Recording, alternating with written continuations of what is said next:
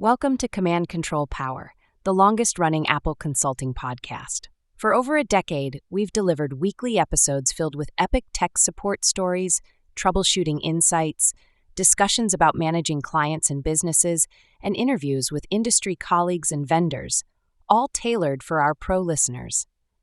We also offer exclusive content through Patreon. This private podcast feed is designed specifically for IT professionals, providing valuable advice and guidance on tackling the more complex aspects of running your practice, working with clients and employees, and managing device fleets. With a modest monthly contribution, you'll gain access to a wealth of advanced Apple expertise, meaningful connections, and a community driven by a shared passion for Apple technology. Visit commandcontrolpower.com and click support to learn more. And now, on to the show. Command Control Power is brought to you commercial-free thanks to the support of our incredible community. We extend a special thank you to our VIP Premier partners, Adigy, the leading Apple device management platform, Tidbits Content Network, Cirrus Partners, and Electrona, the makers of Patch. We truly appreciate our VIP supporters and all of our patrons for making this show possible. Thank you. One brief note. We apologize for any viola practice you might hear in the background. Consider it a bonus performance during today's show. Welcome to another episode of Command Control Power. Jerry is reporting live from, it looks like, in the Notre Dame Cathedral. No, this is another chapel. Man. Yeah, it's near the Notre Dame, though, right? No. No. Okay. It looks like one I've been to, and it's gorgeous. Wow. You got to stand in line and yeah, buy a ticket and that sort of thing. Yeah, it's very pretty. You know what I noticed? So we went to Paris this last week with my wife and our youngest daughter, and what I noticed in general, just they went there. She's 17 now, and she went there when she was 7, so 10 years ago. There's so many more people traveling. This is the middle of March, right? When you listen to the show, this was recorded in March. We went there, we could pretty much walk around and go to the Louvre, and we didn't have to stand in lines. Now there's just like the mobs of people. Mobs. Is it time of year? No, it's not even high season. It was cold the whole week. And anyway, I don't want to dwell on this too much, but I had mentioned on another show, like a couple of years ago, I took a European thing and I had used Apple Maps exclusively for walking. I raved about it, how dynamite it was. And it was just as good getting on the metro and getting me around Paris, or getting us around Paris. But I can tell you that there's a fellow who's on YouTube, and he reviews Apple devices, iOS devices, and we'll link to him in the show. At least I hope we will, because sometimes I forget these things. But he had come up with the ultimate battery saver action. What do you call those actions? Snapshots? What are they? Shortcuts. Shortcuts. There we go. And it disables all this stuff. You just press the button. It's great.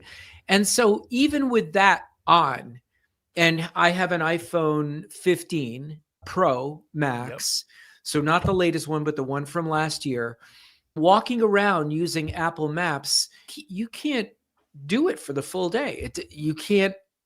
The battery won't last. Even going into battery saver mode and doing that. Yeah. And if you just want the basics, like maybe to check your email, it just can't do it. So I had purchased specifically for this, because I knew about this, an external battery that uses MagSafe that you could slap on the back.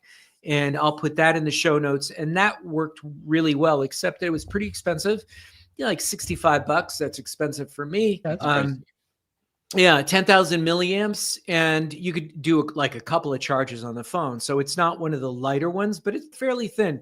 So that's what I needed to rely on towards the end of the day to get us around to the restaurants at night. And 4 or 5 o'clock, the battery was really gacking. And I don't run things like Facebook and much social media. That was all turned off. And again, I followed this express recipe that this guy had for saving battery, and it still didn't get me where he wanted to go.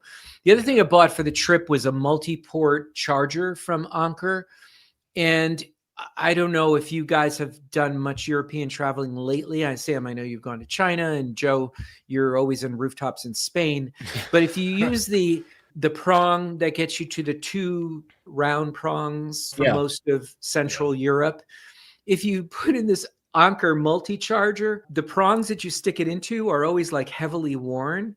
So you plug it in and it just flops off the wall. Like this big heavy GAN chargers, like you walk in, you're like charging your devices, walk back in the room and everything's on the floor. And you're like, there's no like little kickstand to like balance out the weight when you're using an adapter on the end of it. Right, because it's sticking out so far from the wall. Exactly, that, yeah. The leverage there is, and it's weeping. Extra. It's weeping. Yeah. And the only other final thing I wanted to share was when people asked us where we were from, which occasionally happened, we just told them we were from Canada. That was like, and they're like, oh, Canada. And they would either be really sympathetic towards us or they would go, yeah, Canada. Right. So it was awesome. It was wow. awesome. I just loved it. I just loved it because there's no way to check. Like, so it was great. It was handy. But you're not French Canadian, right? Because that would have been a problem for you. Good point. Good point. Yeah. That's good though. That's good. I like that. It's a good move. Overall, the trip was great though. You did a lot of walking, a lot of sightseeing. It was nice. We went with some family friends who are godparents to our kids, and they're a little bit older. And yeah, there were some challenges. Because the thing is, you walk all over the place. Yeah. There's even if you're taking the metro and the trains, nothing is like, oh, you get off the metro and you're right there. It's no, you have to walk 0.8 of a mile from there. So even if you think you're fit and stuff like that, on average, we were walking 7 to 8 miles a day, and that was even taking metros. So that was good chunk of walking. And the biggest challenge was we all didn't have the same pass. So there is a pass you can get. If you go to Paris, hit me up if you're listening to the show. And it renews every Sunday. And it's called this Navigo Pass. And it's special. And it only costs 35 euro. And it'll get you on everything for the week. Everything. Like you don't have to buy any tickets. And the people we were traveling with missed that missive. They thought they had it all down. And so we were frustrated with buying tickets and connecting and things like that. Yeah.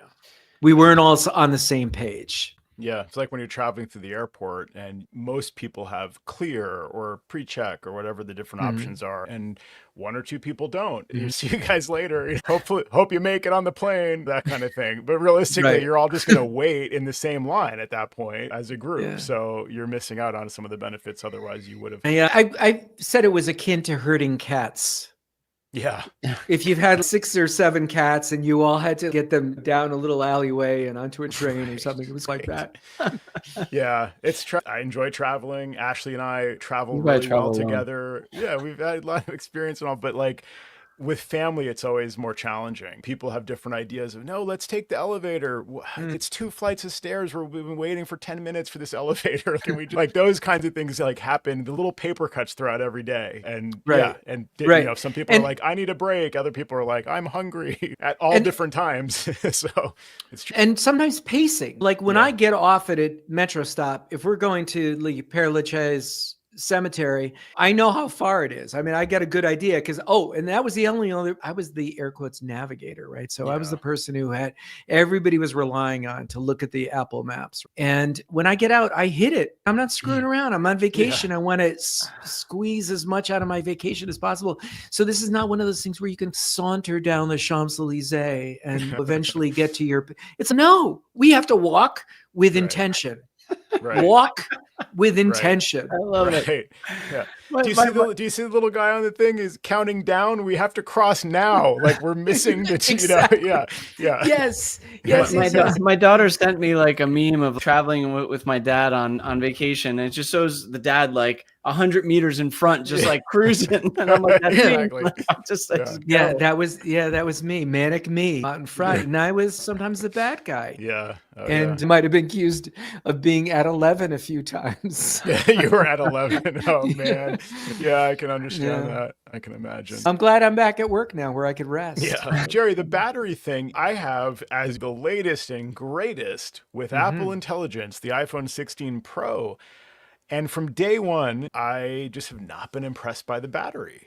Because when you look at it and it's 4 p.m. or something, I'm at like 30%. I'm just what? And in the early days, I always chalk it up to a new iOS version also on the new phone. So they have the logging enabled or whatever, and there's extra debugging code in there, and maybe some of the apps have little memory leaks and whatever. And it's okay, like you give it a little chance to maybe get better, and I just have not seen it get any better at all. Right. And I shouldn't have, sure, I could go in and manage different things and change settings and whatever, but I just feel like I shouldn't have to manage it to that same degree. It's like a brand new phone still practically. Right.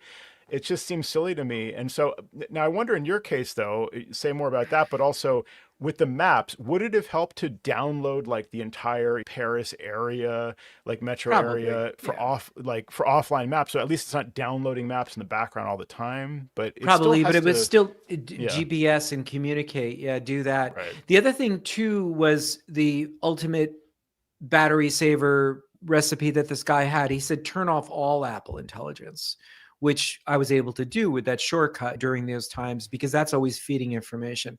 One other funny thing you can do is with this ultimate shortcut is you can adjust the white point. So you could have your screen turned all the way down. And if you dial down the white point, you can actually make your screen completely black. And so we were in the middle of a day and we were at a restaurant, and I must have hit the white point button and I had invoked the shortcut. And I would try to get my phone to restart, because I thought, okay, restart, we'll get some screen to be able to log back in. I couldn't log in. I couldn't see anything. And I was pressing, I did the up, down, and then power, that little one where you can reset your phone. And then there were a few times when I'm trying to get this to work where my phone's going, woo, woo, I've set up the emergency.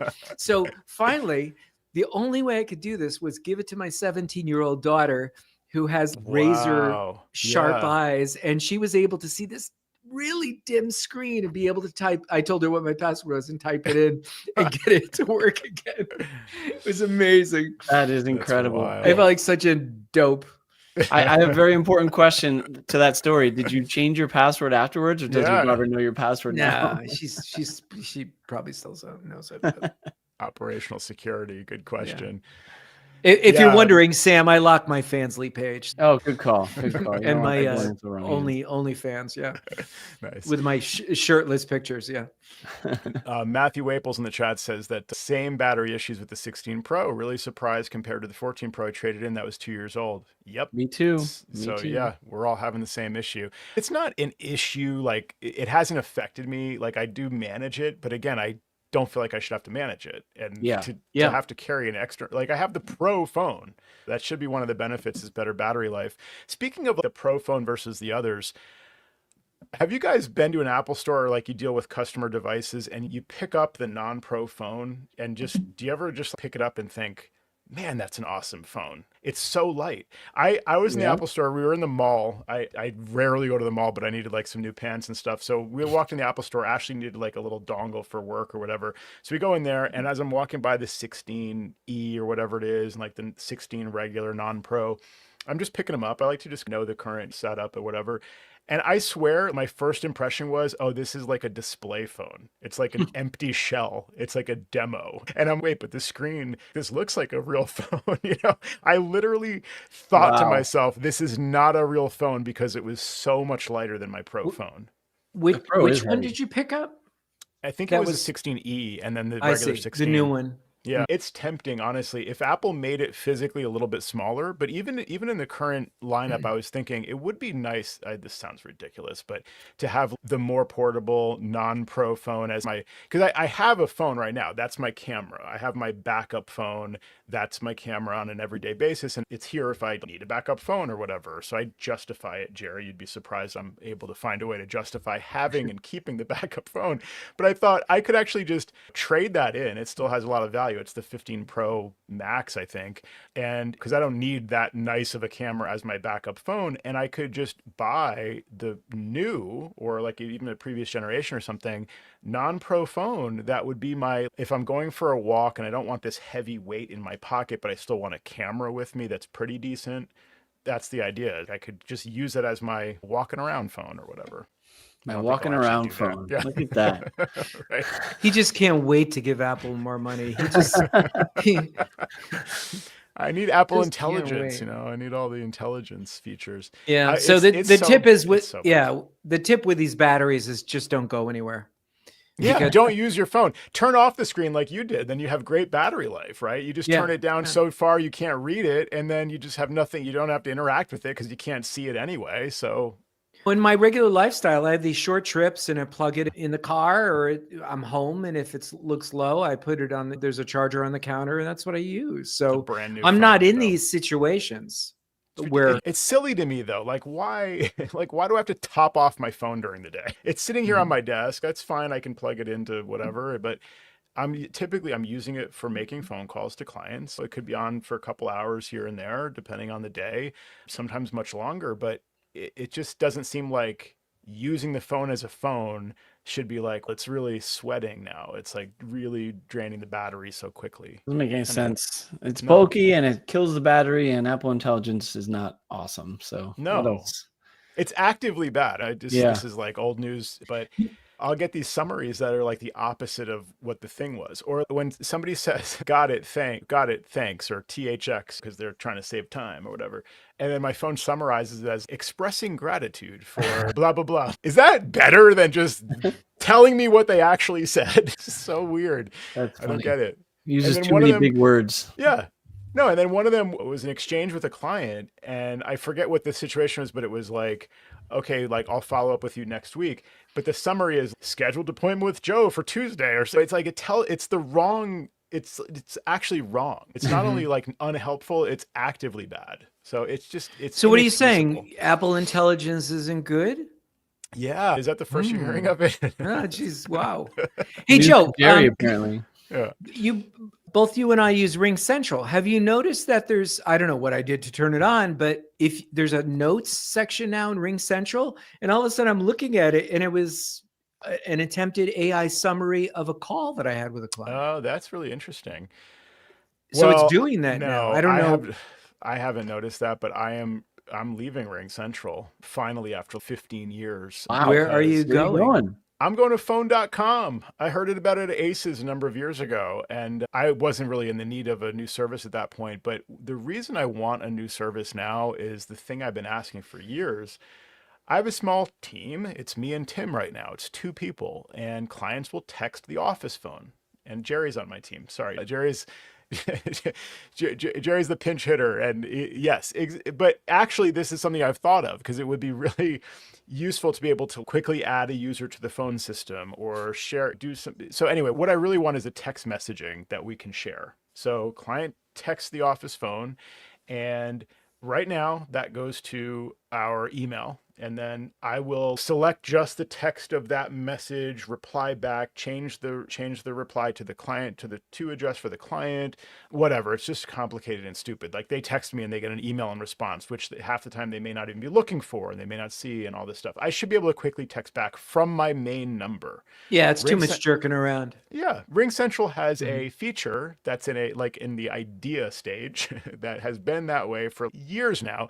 There's all these threads. Every time I go looking for it, I find the developer thread and the user thread and the idea thread and all this stuff promising it's in development. There's even instructions to enable a feature that isn't actually there, doesn't work, doesn't exist, but you'll find instructions to do it. So I'm just tired of waiting for them. So I thought I'm going to switch phone companies, forget it. And phone.com is going to be cheaper than Ring Central, and they actually have this feature. Come to find out it's in beta. So they sent me the test flight invitation for their new app. I'm like, okay, it's in whatever. Maybe it's just in beta in the iPhone app, but I think it's part of their web interface. It's built in.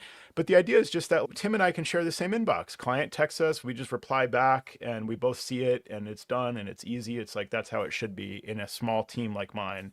So yeah, I'm jumping ship because Ring Central keeps adding all this other stuff that I really don't need. And it's just, the app is overcomplicated for me. But you haven't tried it, or you have tried it? Phone.com. You're saying it's in beta right now. Have you tried that beta? So I just got signed up, just did the initial enrollment. So I haven't tried the feature yet, but I have temporary numbers for phone.com. So I'm going to try it with the temporary numbers before I can get my money back. So you're Let me get this straight, Sam. Are you hearing what I'm hearing? What? Tell me. Well, what he's making a change without really solidifying whether they can deliver what he's looking. Yeah, there's a 30-day money back guarantee. So I prepaid and I went through the onboarding. I have the account. Now I have to actually test it. I haven't ported the numbers yet, so I still am using Ring Central. This is all like as of yesterday as we record. Yeah, I'm going to test this group SMS feature with my temporary number for the company and have Tim testing it as well. And just to make sure that it works the way I'd expect. But when I asked this on Slack, somebody mentioned that phone.com can do this. So that was my first indication that it was a colleague's recommendation, not just promises from the company's sales team. I see. That's good. Yeah. So the phone version is in beta, but you're hoping the web interface. Yeah, that's my sense of it. It's like there in the web interface. So I'm hoping that's all like the actual feature's not in beta. Because again, months ago, colleagues had recommended this. So I'm assuming like people are using it. It's working fine. We'll see. Jerry, when are you making the move? Yeah, I'm Joe, never first to things. This is crazy. I'm the first one to switch. Yeah. Joe, you're probably saving some money too, because I know you were paying a healthy amount of change to Ring Central every month. Do you care to share that with the Ring Central is boys like and girls? 40 something bucks a user per month, and then phone is, I think it's going to be like 30 per user. The other thing is that Ring Central, for whatever reason, to achieve the way I wanted to have the call handling done, the auto attendant and whatever, press whatever, that stuff, it has to be done through what they treat as an extension, which is a user. So like I'm paying for a third person. It used to be that we had Judy on our team. So we had 3 people. So her extension was like the auto attendant extension. But the only, like now, even though it's 2 people, we still need to pay for the third user in order to have the auto attendant work the way we want it to. And I'm pretty sure so far, I think I can achieve that with just 2 users in phone.com. So I'm saving the cost of the third user and 10 or more dollars per month per person. So it's there's your new iPhone right there. Exactly. Now I'm going to justify a new iPad. If you're ready for that, I can justify real quick a new iPad. Do you find that really? Are you serious? I'm going to try. Yeah. So I haven't bought one yet, but I thought you'd get a kick out of this, especially. So I thought to myself, I'm on my screen all day. I have a 27-inch monitor. I could really use a little sidecar screen, right? I could use a little side screen there. So I looked at these little monitors that you can get on. There's some decent high-res monitors that are smaller and that can sit off to the side or under or different things. And I had all these different ideas. And I thought, man, if I'm spending $400 on a new monitor, I should just buy a new iPad and use it as a monitor. So there's my justification, because it's a whole iPad. It's a whole iPad, right? It's like an addition to a monitor. Then I thought to myself, wait a minute. It's smaller though. I have an iPad right here. So this is my cracked screen. Client says, I don't want this. And this came from the old office that we erased it, decommissioned, whatever. And it just sat here with the cracked screen. So then I remembered I had that. And so I looked it up online. What does Apple charge? They charge like $500 to repair the screen of this model, like original iPad Pro 11-inch. So I'm like, that's just insane. Like, I'll just buy an iPad mini or something. And then I looked into a local place. I thought there's all these you break, I fix, or they break, you fix, or whatever. Everybody breaks something. Everybody fixes something. Model doesn't sound like it works very well. No, yeah. We break, you fix, good luck. So I'm looking at these. And then I thought there's actually a local Mac shop here. And they have their website that has screen repair and select your model and do this and that. So I'm like, okay, so I just sent them a quick email. I said, I have this model. Can you repair it? What would the cost be? I don't even care about turnaround time. Like, I'm not in any kind of rush. This is for testing and maybe going to be my new monitor or whatever. And I said, this is the model number. Do you do this and what's the cost?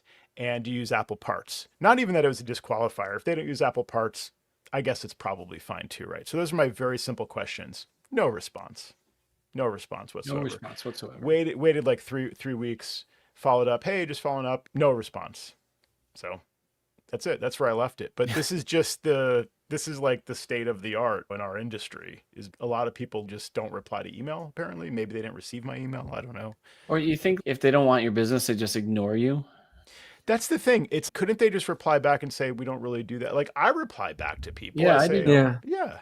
Like, so what's the VIG on the new one you're looking at?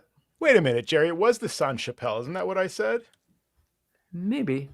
Okay, we're gonna go back to the Yeah, we're gonna have to video go back to the yeah. tape. Yeah. Anyway, sorry. Go ahead. What was your question? No, you said Notre Dame. No, Yeah, and but then then I he said Saint said- Chappelle, didn't I, Sam? Yeah, Thank he you. did. Yeah, you Did. might have. Yeah. Waple says I should order the repair kit from Apple. That's an I interesting. agree. Do that, man. Really? Yeah. Wait, so what? Oh, the repair. Yes. Okay. So they would just send me the screen and the tools and stuff, and I just do it myself. Yeah. Oh, okay. That's a great idea. So, But- Sam, you've tried that? Nope. Okay. I'm just agreeing with Waple. So. Waple says, "Has anyone tried it yet?" Sam's, "Yeah, do that." Okay. I'm just like, that's a great idea. I'll be the I tester. repaired my own iPad once years ago. I did a really terrible job, but I did it. Give it to Richard? Joe. He'll try anything. Joe, but here's the I thing. will. What model is this iPad? Because they're all over the place. Is Yeah, this- so it's the original iPad Pro 11-inch. Nah, you So don't want that. Don't you? Why you don't wanna not? repair? Because What I do you don't think mean? it's Oh, worth for it. What's the cost? Yeah. Yeah. Yeah, I know. Richard Russell says he really likes his iPad M4 as a small second device to work from. That's the other thing too, is if it didn't have a broken screen, I think I would actually use it more casually and be able to just do some quick email triage and stuff. I use my iPhone for that. But You got to be like Richard Russell and get the M4. Yes. You can't jerk around with broken screens. Yeah, because I want Apple Intelligence as wrong as it is to just be wrong much faster. That's what I really need. You know? Like, quickly give me the wrong answer. That's what I'm looking for from my Apple devices. Just don't even get me started on that. Like the other day, I call my daughter and it's like, I found 16 matches. And I'm like, what? Exactly. Yeah, forget Siri too. Like every time anything, all the devices are lighting up, the wrong device is answering. They're saying they can't do that. My watch says I can tell you something on your iPhone later if you want. Like it's all just a big mess of unhelpful things lately. Totally. Yeah. So Yeah, and I'll use voice dictation and I'll say regards Jerry, and it'll put my name correct, and I'll go yes, and then it'll change it to the G. Yeah, then it's just punking you. It's like it flips back. Yeah, Punking you. Yeah. It's really funny how bad it is. It's just laughable. And we've been saying this, if you go back to our show from 5 to 10 years ago, I think we were saying, man, Siri is getting worse by the year. And it's amazingly still getting worse. I just didn't think it was possible. It's just well, 5 years ago, sad. they hired that John, whatever his name is, Gennaro Giancosa or whatever from Google, and it never got better. What's he doing? I don't know. That's his job. Yeah. It's actually interesting to me because I have this whole theory about the first mover advantage is highly overrated in the tech industry, right? You think these companies that get there first are going to be entrenched and they're going to be like the go-to for 20 years or something in this new technology. And one example is like VR and AR and stuff. Like all these companies, Google and Meta, like they're right there at the leading edge, but it just hasn't caught on. And I really don't think that's necessarily a bad thing for Apple. They took a really long time to release the Vision Pro, and I think it has a lot more potential than those other platforms. That whole area is not really disrupting the world yet. But anyway, people think that the first mover advantage is like a real advantage in business. And I think Apple has proven over and over that you don't have to be first. Like you wait until the technology is either developed to a certain point where now it's going to be good and reliable, or you find a new way to leverage it. Like with multi-touch, the iPhone with multi-touch was a huge innovation in the iPhone, and then the iPad and so on. But there were tablets before the iPad that were not good. And then the iPad with multi-touch is actually good. So it's not about being the first mover, but I think it can actually undermine your overall success also. And I think that's the problem with Siri. Apple bought Siri from, Stanford Research Institute, SRI. They started off as intelligence community funded research. SRI developed Siri, and Siri was an app, and Apple bought the app and bought the team and integrated that stuff really early. They were one of the first assistants, and the demos were really impressive back then, where one of the main features was it's context aware. You can say, how long does it take to drive to San Francisco? And what's the weather there? And it would know you're still talking about the same place, whatever. That was an impressive thing back then. But because they were so early, I think that they have systems and frameworks and things that are really holding them back. And it just occurs to me that's probably one of the main reasons that this hasn't been developed much sooner, is because they're hamstrung by having it there versus having nothing and developing a really coherent framework that they can then make extensible over the years. and make it better. Instead, I just think that they're stuck with whatever pile of stuff came from this original project. I'm sure they've refreshed it quite a bit over the years, but I don't know, maybe that's part of the reasoning, but we're still No, I agree.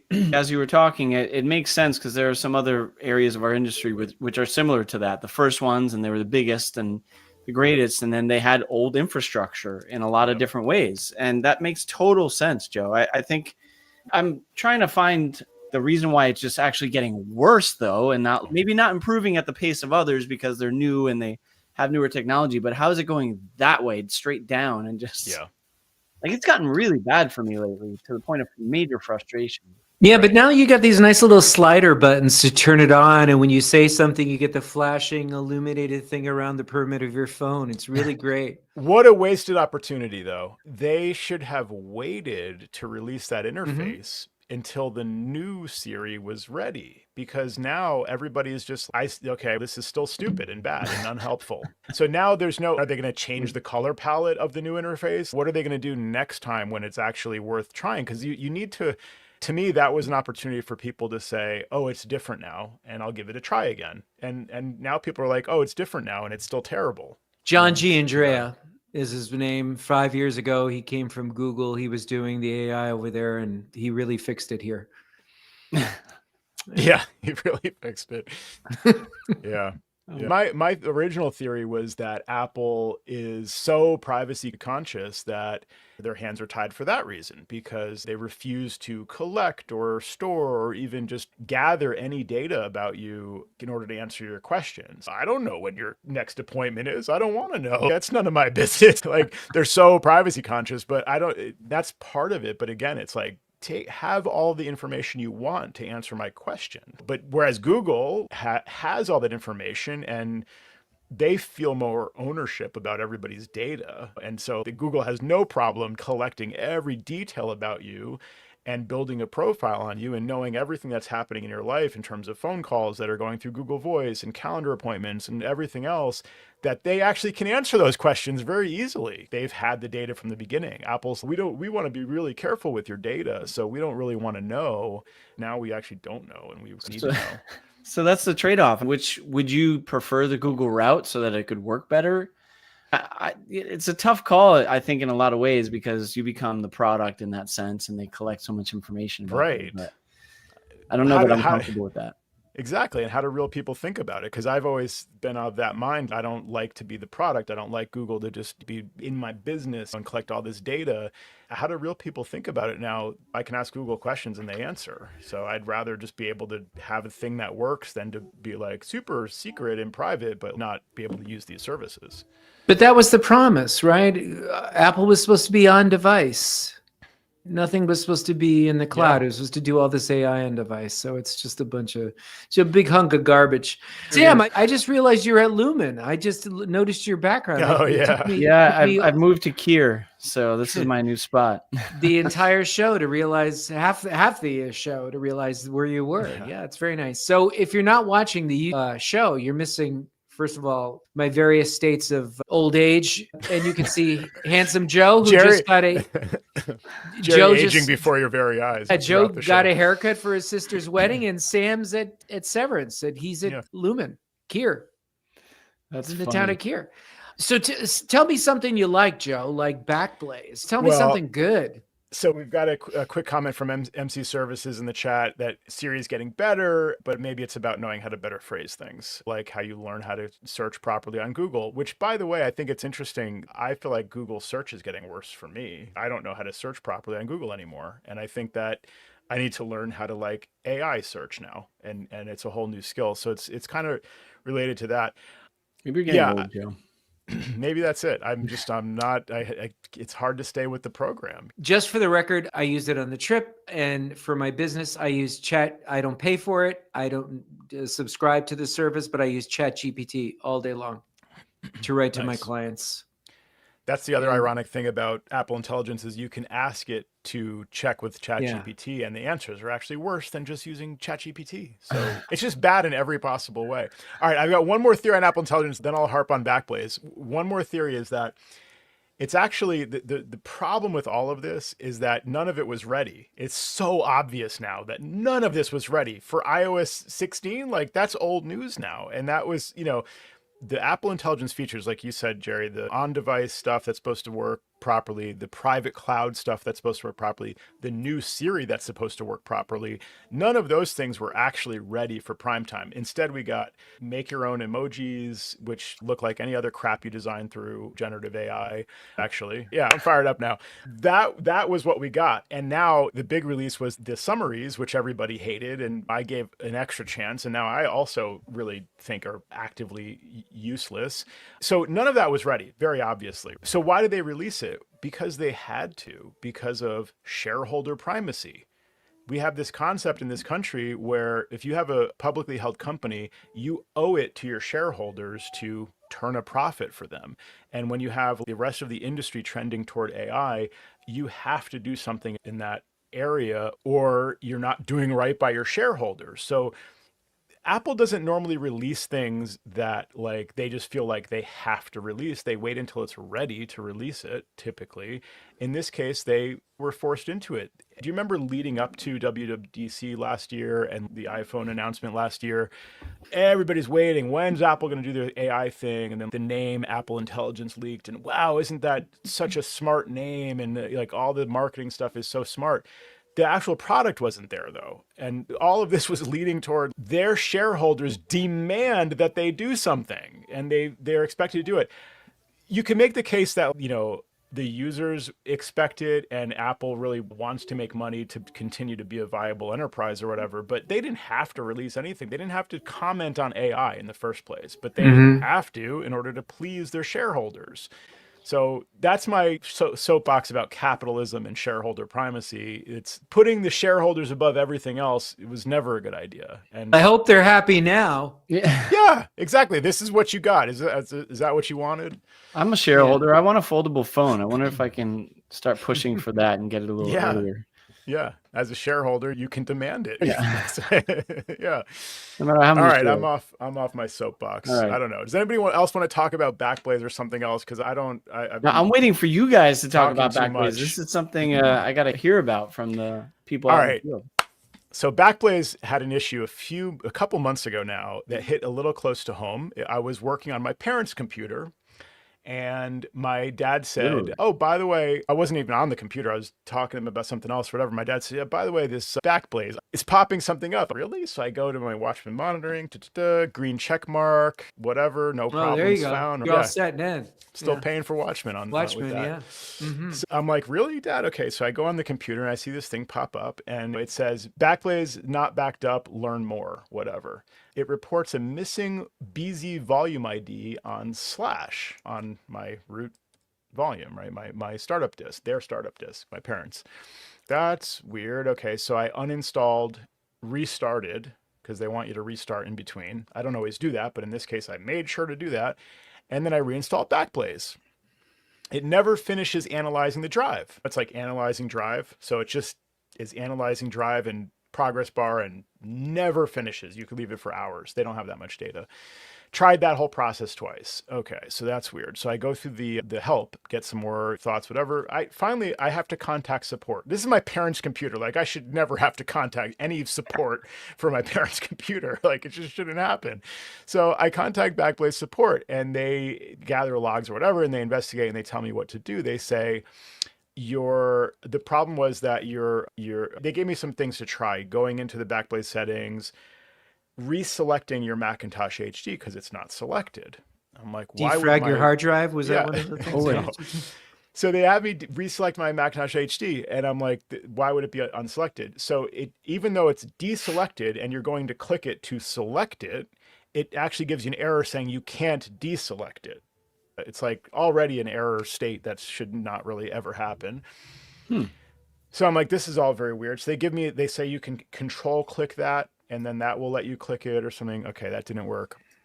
So then they say, was your Macintosh hard drive ever a time machine destination? No, like, why would it ever be a time machine destination? What are you, crazy? So I go in there, I go into the time machine settings, and there's my Macintosh HD listed as my backup destination. Of course, it's not doing anything. It's not working, but my parents' startup disk in their iMac that I set up for them has the startup disk listed as the Time Machine backup destination. What? Mhm. Now, I've seen that once before, and I was like, this is weird. How did this weird thing happen? So I was like, okay, this is the second time ever I've seen it in I don't know how many years, probably. They actually told me that this was, Backblaze support said, we've seen an issue with, and I forget if they mentioned Sonoma or Sequoia. My parents are running Sonoma 14.7.4 in that case. And apparently it's something to do with that version or with Sonoma or maybe Sequoia. So Time Machine can somehow add your Macintosh hard drive. Has nothing to do with like the version history or the local backups or whatever. It's just a bug. So that was what was stopping Backblaze from working at all. That's kooky, man. Isn't that insane? Yeah. And also, I installed it last Christmas and set it up from scratch, and it has not been backing up until now. And I'm willing to admit that publicly because it was my parents' computer, but Watchmen said it was fine. Okay, so that was my reference. No, there you go. Okay, and now if you look in the details in Watchmen, it shows selected for backup 0. So it's doing everything you told it to do. It's backing up nothing of nothing, okay? And it's green check mark. So I wrote Watchmen, hey, this is an error state, actually. If you have a backup configured, Backblaze is installed, I don't care if Backblaze says it's happy, it's got 0 selected for backup. If you see a Did 0, Watchmen ever get back to you? I don't know. Imagine how many Apple devices you could buy if you got rid of Watchmen. Oh man, I'm not going to go there because I use them for other reasons. I know that you think that this is a green checkmark state, but if you have 0 bytes selected for backup, that's an error. I don't care if you intentionally set 0 for backup; that should be reported as an error. You're saying if the drive, if it has a destination drive and it's 0, right? Not like if it's just 0 in general, but if it has a destination drive and it's 0. If it's so in this case, there's no destination; it's just Backblaze. But there's no drive selected for backup, and therefore 0 data encompasses your backup. So it's just you told us to back up nothing, and that's exactly what we did. It's your problem, buddy. No, Green check. No, that should be an error state. That's maybe just one man's opinion, okay? But present day, that it has been an error for a while, but that's not even what's going on. Okay, so that was my thing 2 months ago. Then I had the BZ file IDs issue. So my first instance of this was a different client where it was actually an issue. So they had this, the thing everybody's facing right now is an issue where Backblaze is reporting to you that it's not installed properly, and the BZ file IDs thing is, I forget what the terminology is not present or is too large, I think is the issue. So actually my first instance of that problem was legitimately that file was too big. So I have a server that it's a Mac Mini and it has a promise RAID, and Backblaze says unlimited backup. We'll back that up. So sure enough, they've been doing that to their credit for many years, backing up terabytes of data on this server, and until it stopped working. And so I went back and forth with support and found that I basically had to uninstall Backblaze, reinstall with a new license, and do a full backup over again. The only way to reduce the size of the BZ file IDs.dat file is to start your backup over again. And over the last however many years, probably 5 years, maybe more, this server has been backing up with the same Backblaze instance, and that file just continues to grow. There's no way to reset it other than wiping out your backup and reinstalling it. I said, surely I'm not going to wipe up my backup. And they said, well, you just use a new license. Okay, that makes sense. Yeah, exactly. So that's what I did in that case. That's been now like several weeks rebacking up. So I'm keeping the original license. I'm paying for it for the client, and because we include that with their plan. And I started that backup over. So that was that issue.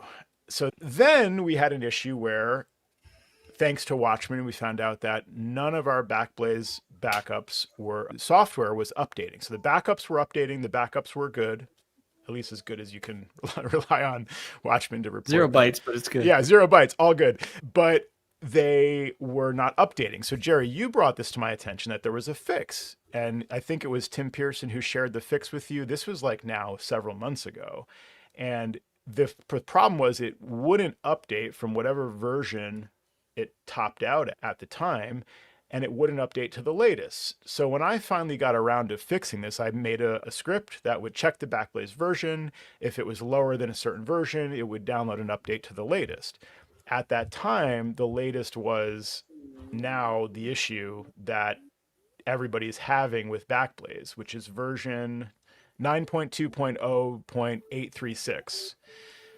So I thought that I screwed Backblaze up for all my clients, because then recently, after I did this remediation to manually update through a script to the latest version, which at the time, again, happened to be 9.2.0.836, then I started getting reports that, hey, my Backblaze says it's not installed properly. And I'm like, oh man, I just sent this script out to fix the outdated Backblaze installations, and I've just basically borked all my clients. Screwed the pooch. Yeah, and like where I would need manual intervention, because Backblaze support says, okay, no problem. Uninstall, restart, reinstall, restart. It's like all, and then go in and option click the restore options button and all this stuff. I'm like, I have to go to each machine now because I sent this script out. Oh my God. And then I started seeing reports from everybody else, and I'm like, did I screw up everybody's Backblaze in the entire Mac admins community? And I'm like, that can't be. So thankfully now I understand the situation. There's a great Backblaze channel on Slack, and you can get the whole poop there and also the fix. The thing about it is that there's a couple of representatives from Backblaze that are participating in that channel now, including a coder and the guy who's supposedly heading up, I don't know what their official titles are. And it appears that they're doing their job in earnest, and I'm sure that they are. And they've contacted several people on the Backblaze channel that says, we'd like to set up an appointment with you so you can talk to us and give us some feedback. Right. And I always hate this. What do you mean? Never ask Jerry for feedback ever. What do you mean feedback? Just make stuff that doesn't screw up. What do you need to hear from me? Do you need read the thread that's in the Backblaze channel on Slack. There's no need. There's no reason to ask people about this. Yeah. Like, we need your valuable input. It's no, just fix it. Make it so that this doesn't happen. Yeah. You don't need to talk to me. I know nothing. I really don't want to talk to you. I did get contacted, and I said, talk to Tim Pearson. I don't want to participate. No, thank you. And talk to Tim Pearson because he can give you some valuable feedback. And they said, oh, we already have a time set up with Tim Pearson. I'm like, great. And again, I don't fault this person because she was told to do this, but I think the only reason why they reached out to me is because I posted a little GIF or GIF, depending on what side of the fence you're on, of Nancy Kerrigan when she got her leg whacked, and she's saying, and so they figured, oh, this guy's a troublemaker. Let's try to talk him down or whatever. Yeah, they figured you out. Let's see if we could send him some stickers and talk to this guy, and maybe he won't post Nancy Kerrigan GIFs anymore on our memes. I marvel at this. Like, we want you to help us do our job better. Tim proactively gave them great feedback in that thread. I don't even think they asked at that point. And he was, hey, here's the thing. Don't cost us so much in terms of time by pushing out a bad update, causing us to have to intervene with every single one of our customers. Or don't make it cost more than we're getting in remuneration for recommending your product to begin with. Exactly. You know? And everybody set the bar there. Yeah. Yeah. Everybody's spent a lot of time and a lot of effort to fix this for clients. I know I did. I know you did. And coming up with fixes and then dialogue back and forth. What do you need? Like, this is not good, folks. They must know it's not good also, because it doesn't just affect like our managed customers. It also affects all the Backblaze customers on the Mac who like accidentally ended up with that version that they pushed out. If it happened to update to that version before they caught it, because I mean, this affected a lot of people. Like I said, my timing was just pretty bad in that case, because I was specifically like, that was the latest version when I wrote my remediation to update if it hadn't already updated to that level. So I was checking for that version, and if it's old in that version, I was updating exactly to the latest, which happened to be that version at the time. I like pushed that update out because all the clients hadn't updated. So what was the original problem? Basically, Backblaze stopped updating. Watchmen started reporting months ago that Backblaze was not up to date. I figured, okay, it'll eventually update. I waited months. It never updated on its own. And I finally did a remediation to force it to update. And at that time, the update was bad. So they had an update that wouldn't update. And then they had an update that caused an error to stop backing up. That's like a perfect storm, man. That's so bad. Yeah. Can we set up an interview with you, Joe, to maybe help us do better? I will give them feedback. Because this is the feedback I have. They could just listen to this. It's ridiculous that how does this stuff go to production? Like, how does an update go to production that isn't able to update itself anymore? That happened months ago. How does an update go to production that stops the exact thing that your product is supposed to do, which is backing up people's computer? Somebody's going to sue them for lost data at some point. Did you get the email, and this hasn't even been mentioned in the Slack channel, or at least I haven't seen it, where some of the accounts were compromised and you had to, it came officially from Backblaze, you have to go in there and change your password? Yeah, that's a great point too. There's a lot of controversy around that one too. What's your take, Sam? I remember that. And I think the communication was poor too, because of the way they sent it out. I forget their wording that they used that confused people even more. Yeah, my understanding is they, just like all these other companies do, they probably search these databases of passwords, like using hashes, I'm assuming. And if they detect that you're using a password that has been compromised, maybe it was used by someone else 10 years ago, the password's in a database of known passwords to try, they want to prevent you from falling prey to a credential stuffing attack. So they send out an email proactively saying, hey, like, we have reason to believe that your password is maybe not the best. And so you should, and they sent out a password reset email to those people. Then they widened the scope and sent it out to, I think, like, ultimately everyone who wasn't using MFA, but with the same wording, like, your password is found in a breach or something. Yeah. And that was the confusing part. And so then those people were like, hey, listen, Backblaze, I use a password manager. Like, I have a password that there's no way this has ever ended up in a breach unless you were breached. So were you breached and you're not admitting it? What the hell's going on? And they're in Reddit, like, due to like our miscommunication, like whatever, they're answering people like saying, sorry, we botched the communication around this, but here's what happened. They did explain some of those technical details, but yeah, it just seems sloppy. What a mess. Like, it just seems really sloppy. Heads are going to roll. Someone's getting fired. Yeah. Yeah. No, I mean, this is the state of the world. We live in mediocrity.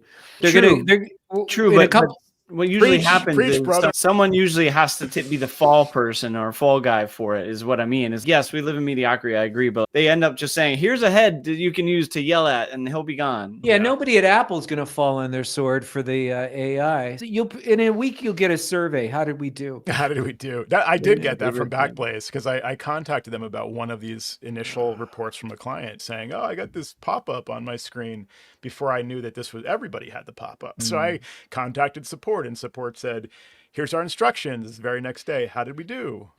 You didn't do.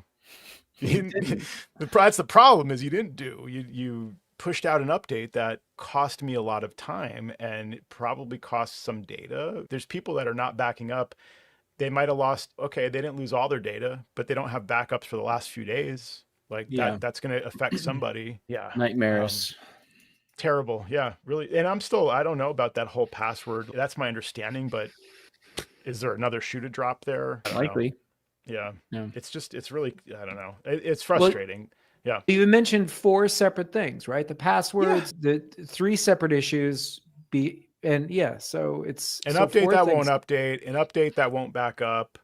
They're still working on fixing that, I hope. In the meantime, we have 2 different methods of remediation, at least through Adigy. One is using a monitoring item to detect it. This is thanks to Tim Pearson. He shared this with me last night and I think it's on Slack as well, that if you see this version installed, the one we know has this problem on the Mac, then you run the rest of these commands basically to deinstall it. Yeah, reinstall the older version, roll it back, and that fixes it. And it's great that we have a tool in place like Adigy to be able to do a remediation like that. Adam Rice shared in Slack also another way to do it with Flex software and an installer and stuff. And Tim stated to Backblaze on the Slack channel, please, once you fix this, don't name the version the same. Right. Because our remediations are looking for that version, and we're going to just roll back what you just fixed. And, no one's thinking, it doesn't appear up till now that And I don't see anything that's indicating that they are going to, but no one's thinking in our best interest of people doing that type of management. The fact that we've lost trust so much in them that you have to call out, please don't rename a new version with the same name of the bad. That's just That's a great point. Yeah. But the fact that he said that is fantastic. Because yes, bad that we have to, wow. or that he has to, rather. Exactly. Actually, I wouldn't have thought of that, but I'm really glad he thought of that. Yeah. Like to your point, I actually don't trust that they wouldn't just do that, and then now it's all screwed up. Like, right. Wow. Yeah. That is so sad, though. I still recommend them. Like, I don't know of a better option. I'm sure we're going to hear about them, but we're going to call them Backblaze. Breaking Backblaze. I like it. Show title. Nice.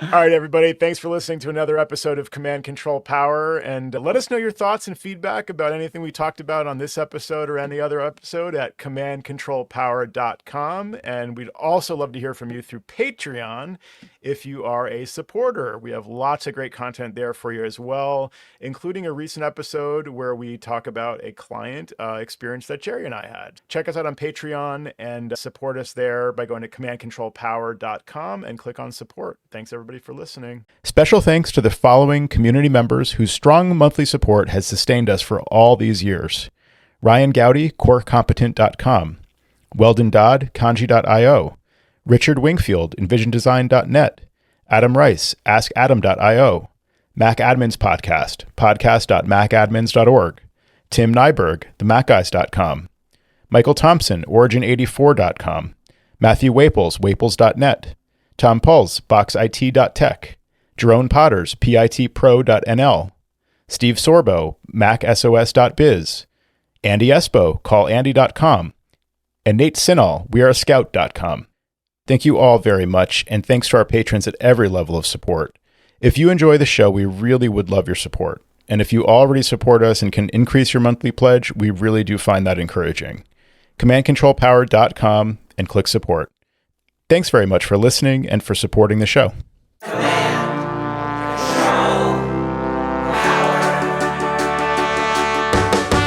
Jerry does his voices of customers of all kinds. Am I on the cloud?